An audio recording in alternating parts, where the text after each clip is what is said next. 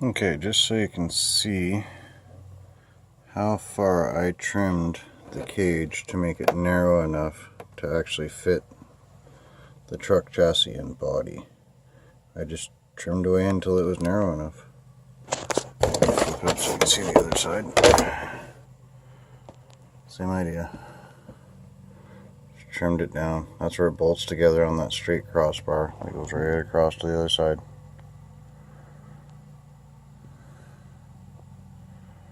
Can't really see the back, it's kind of dark in there.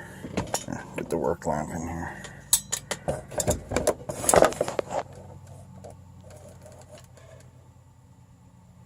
Back corner's a little more finicky, narrowing it under the chassis where it clamps through onto my sheet of plastic that I'm sandwiching the back of the cage. Narrowed it back there. I used a little heat gun on this area here, which is this area here. Flip the cage over so you can see it this way. That's backwards on the truck, but it doesn't really matter. So it's just below the body, and that sits right in this trench right here.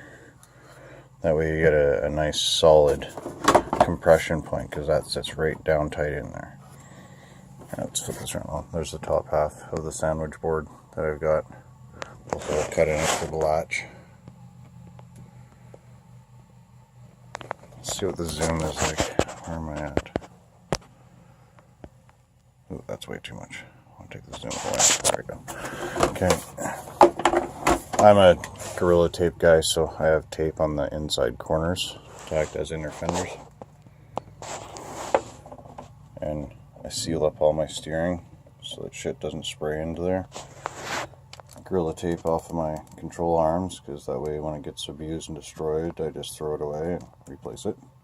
But it keeps from eating through the shock boots and spraying everything into my shock boots. You can buy them for other vehicles. I'm a Gorilla Tape guy. I like my tape. I also had an extension that I built for the front of this.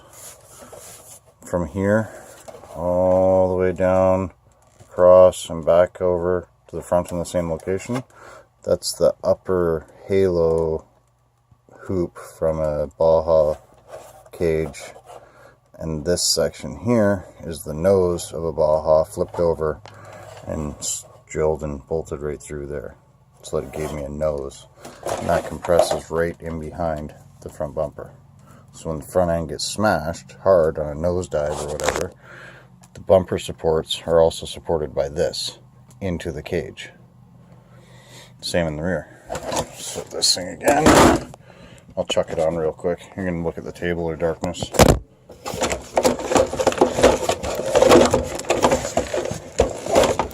It's not an instant fit on like it is stock, but when it goes on, it fits nice.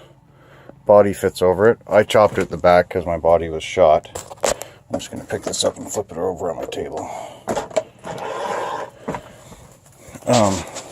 I heat gunned the back here of that crossbar and folded it over. Now that was done, oh, it's hooked on the bumper, there we go. That was done for the Rampage chassis, and it just happened to coincide with this thing. So, just so those of you who wanted to see the cage a bit more in detail and how it fits, oh, there we go. So you can see how tight it fits right in here. I can stand on this. I'm like 220, 240, and I can stand on this roll cage, compress it to the ground, and bounce on it, and it flexes, and that's it. Problem is when it bounces and the roof compresses, the spring force coming back, the cage pops out. It slips out of the nose or rips this little plastic latch apart, which it doesn't open that, obviously. But this little jaw thing, if you notice, isn't perfectly square anymore. You can compress it down and make it square again. But it's plastic, it stretches. Same with this. Watch it flex, right? You get that flex combined with the spring of the cage coming up off, and boom, it pops. So I'm going to bolt her back down, or clamp her back down with the latch the right way, because I'm backwards on the truck again. Haha. Oh no, that's the right way. Haha. Is I'm going to drill a hole through here through here, into my main post, thread a bolt in, cut the head off the bolt, drill a hole in it, and put a body pin in. That way it's one clip on each side, holds the chassis and the cage down hard, because I chuck this thing. It does 40-foot jumps, lands on its roof, and cartwheels forever, and it sucks when you got to walk 200 feet to go pick up your truck and put the cage back on. Okay, thanks.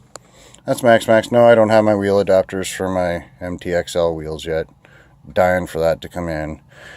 Dying for my steering parts to come in so I can put my Bluebird steering servo in there. But this thing did start as a 6S. It's extreme. I heat gunned my wheelie bar so that it is up near the bumper so I can stand it up more before it hits the wheelie bar and I can still do backflips. I broke it. I just soldered or put a piece of wire through there and twisted it. It's still on there. It's still solid. Whatever. This thing's a basher, man. It's meant to kick ass. My homemade skid plate.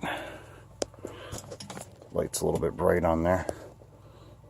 It's been black a couple of times, but it looks cool when you're bashing and you're a basher. Okay, have fun, guys. Don't usually do this, but I do it. Haha.